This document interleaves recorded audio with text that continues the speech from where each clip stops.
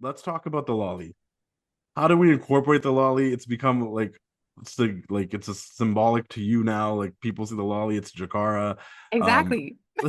Hey guys, we here at the Paint Square Circle. We soon gonna talk about Jakara Jackson being released from WWE just days after Metaphor split on NXT. Let's talk about it.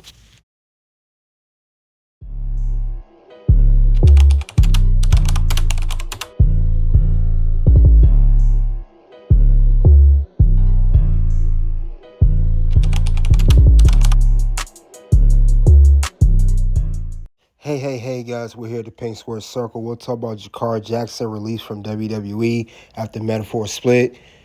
Was a mistake for Jakara Jackson to be released from Metaphor. You guys get the license as we come to the Pink Square Circle. Jakara Jackson, who was with WWE, I should say, from 2022, from NXT Level Up all the way to 2025. But it's crazy though how this happened. And it's crazy because if we look at the NXT 2.0 roster, it's just 20 women in this picture. Half of them are gone. Me and Goodbread Wrestler, we're going to talk about because this was heavily predicted. It was also known as the red carpet ring. And we finna talk about this metaphor breakup and how wasteful NXT, they wasted Jakara and Lash to me, man. What's your thoughts on this? Um, First of all, salute to everybody. Welcome. Thanks for having me on here. But we gotta talk about this, man. When they had the segment, man, of all them breaking up, because this is the first time we seen Metaphor all together since Noam Dar's injury. Since they were all together, last said we gotta talk. Now, when I saw this, we knew most of us that followed Metaphor knew what was gonna happen. I'm thinking at the time, okay, they're gonna break off. Meaning Jakara and Lash gonna do their own things as a tag team since they've been traveling on TNA and SmackDown and Raw, and no one gonna do his thing on NXT, and Oro Mensah is gonna continue to do his thing on Evolve. Right. That's what I thought. But when they said all four of them, Lash said no. We all gonna do all the things. She said not just Noam and Oro, but Jakara, you too. You not Oh, gonna do the whole thing. I said, what? That was a shocker when I heard that. I said, why would they break all them up? It was just all over all TNA. Matter of fact, they just fought for TNA Knockouts titles right. not too long ago. And before that, they gave Bianca and Naomi a damn good match on NXT Yes, territory. yes. And I They always fought said, for go ahead. no, yeah. They've been fighting. I was gonna say for the better half of last year, they've been fighting for the NXT women's. I'm sorry, for the women's tag team titles and the TNA tag team titles. For almost a year going on, they've been fighting for all these belts. That's what I was gonna say. Yeah, that's a waste of a team right there, and I don't understand. What's WWE's idea of tag teams? Like even when they split Indy Hartwell and Candice LeRae up, and they released Indy, we thought that was a waste of a team, and now to split Jakara and Lash up is wasteful. I always thought they should Heartbreaker. have been right. I always thought they should have been a part of the Jay Cargill attack storyline. Like they should be with Yes, Naomi right now. They should be Naomi's henchwomen right now. I definitely agree with that. That's a good point you brought that up because I don't understand how you can have that kind of talent. And then you had them floating on all these shows, utilizing them, thinking that we're going to see them on the main roster or they get the big payoff with the women's tag team belts of some sort. Turns out neither's going to happen now. Now, I know you're a historian when it comes to NXT, especially the 2.0 brand. When, hmm when and how was the metaphor formed? Well, thing about it was, Lash Legend was actually on her own at first. She Okay, really, she was on her own in the very beginning, and then Jakara came. I want to say a year or two later, and She was by herself, but she was paired up with Lash.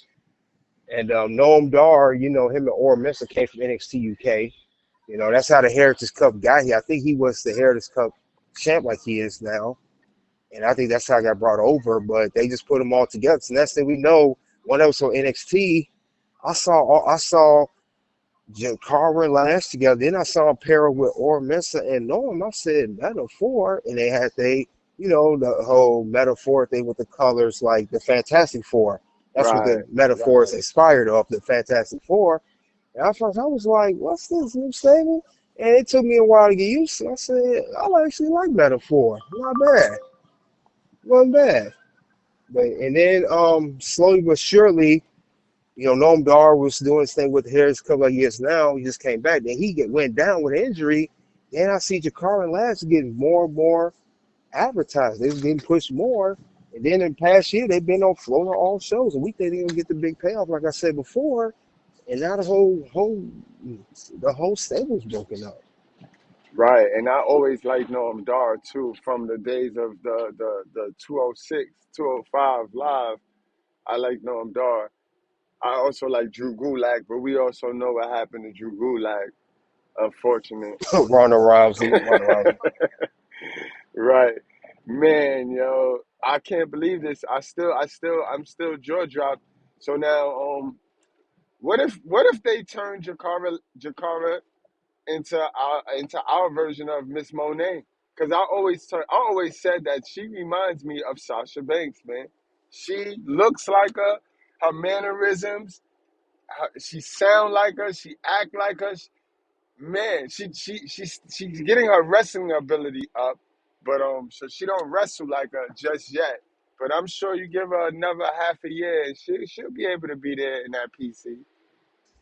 Yeah, and that's what I thought was going because I remember when Chikara came in, she didn't even wrestle. She was like a valet, and then she really started wrestling the past year a lot more. Because if you remember in Metaphor, like you said, for all the history, Jakara wasn't wrestling. She was like a No, valet to Lash. yeah, She was a valet to Lash when I at first saw first. that girl, right, as you put me back onto NXT, because I stopped watching NXT, and then as you started to integrate me back into the show, I saw her, and I said, "Whoa, hey, wait, Sasha Banks is in NXT," and you said, "Nah," you laughed, and you said, "Nah, she a valet for the other girl," and I said, "Yo, Yep, she should wrestle," and I started to you relate her did. You to said that. Selena Vega, how Selena was a valet, but she always had that little outside move, Huda Karana, that she'd do in Andrade Yep, match. So I was yep. like, I remember that.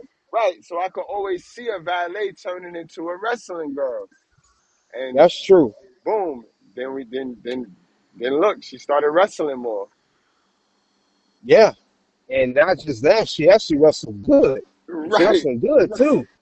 I was like, man, she got good. Not only she's wrestling, she's actually, you could tell when I see them wrestle on NXT, you could tell who's been the PC and who's not. right, I could tell, say Jakara, that girl been not just by her physique. I said she's been the PC for real. She's really been putting in work, and right. it shows.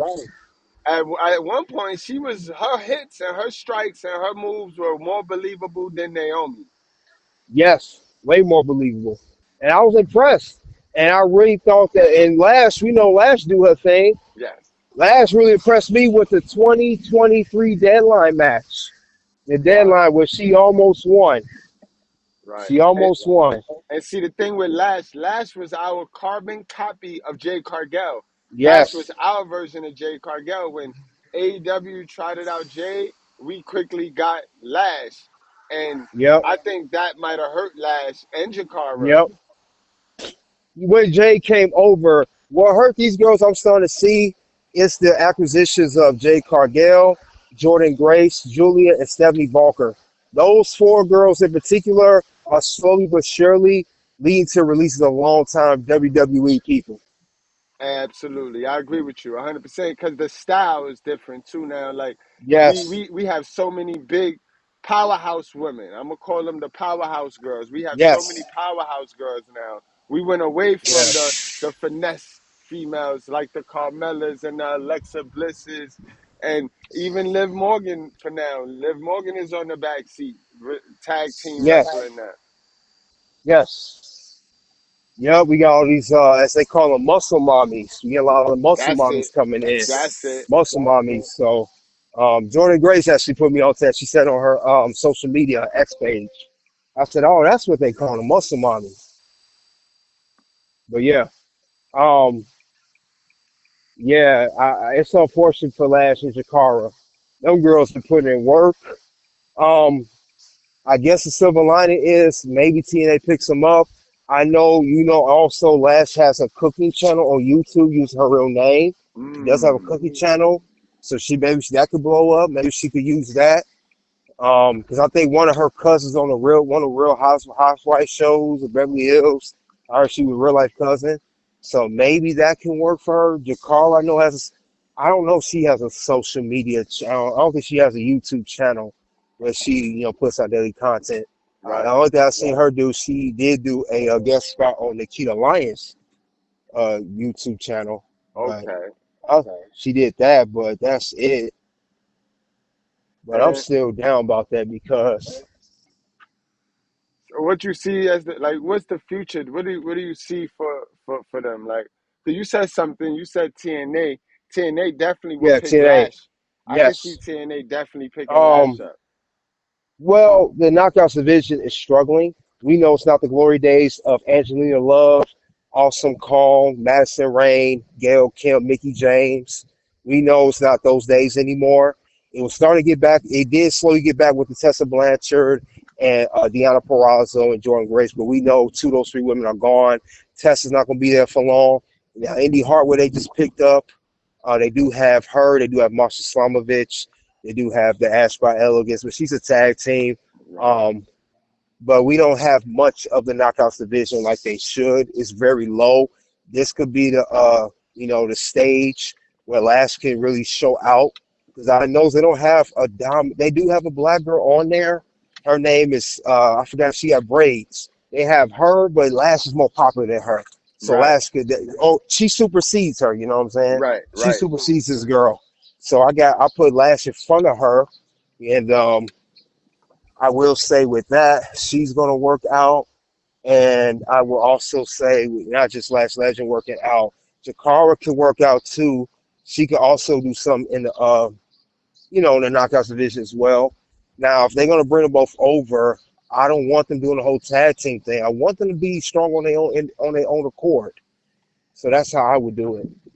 Okay. Now, I know we're just assuming and we're just putting it. We're just making the story. Do you see them staying? And if you see them staying with NXT, do you see them? How do you see that push? How do you see that going? Um, if they do stay, they pretty much going to be enhancement talents, they call it now, for Stephanie, Julia, and even Soruka. They could be Right. enhancement talent. If they keep bouncing, they're not even on NXT like that. They're bouncing through all shows. They're going to be pretty much a springboard for someone to get over. That's how they're using them now. Because the way these girls been competing the past year for the tag team titles, they should have won the belts by now. We've seen Jakara and Lash compete. We've seen also Bianca and Jade on two runs, Bianca and Naomi. We've seen Unholy Union, and one of those girls got released as well, Isla Dawn. And we never see these girls win. Everybody has passed them, and it shouldn't be like that. That's what's blowing my mind right now. How's everybody else win the belt except for these girls? Yeah. Because, like you said something important. That could have worked out for a storyline for Jay being attacked. Why didn't they win the belts to cause the friction of Bianca and Naomi and Jay? They could have been the team to win the belts off of them instead of Liv and Raquel. Absolutely. And Naomi can use the muscle. Naomi can Yes. use the muscle. She can So use the that's muscle a and make it booking problem. believable. Make it more Yeah, believable. that's a booking one-on-one problem I see. They should take care of that, because if I'm not mistaken, Liv Morgan about to film a movie. Why you keep putting the belts on her if she about to leave? That's a You fact. don't have, unless you don't have them defended, just Raquel hold the belts hostage for the whole women's tag team division to Liv come back.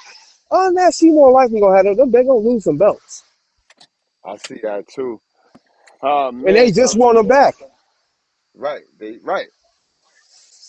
So I don't get that either. I'm like, why they even win the belts if we're about to film a movie? Some stat padding going on, but Yeah, and that's the problem too in WWE. It's too much of that.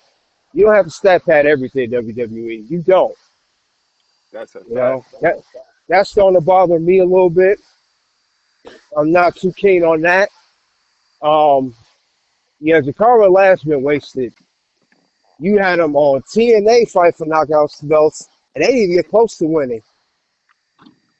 So and I knew the final straw was at Stand Deliver pre-show with the four-way number one contender to fight for the women's tag team belts.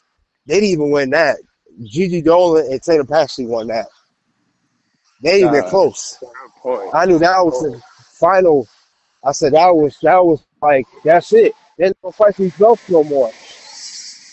Man, so So let's go on and wrap this one on up. It's been a cool 15 and 15. So, Jakara, Lash, Metaphor, I guess they're being replaced by the new stable now. We got that new Dark State. So, it's and time you to got the Colin. You got the Colin too. The call in. Colin.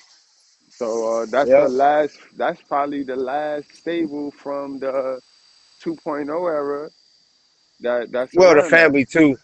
Well, Well, the family left too. They broke up too. I was about to Family's say, done. the family ain't no more. But Nope. anything you want to add before we wrap this?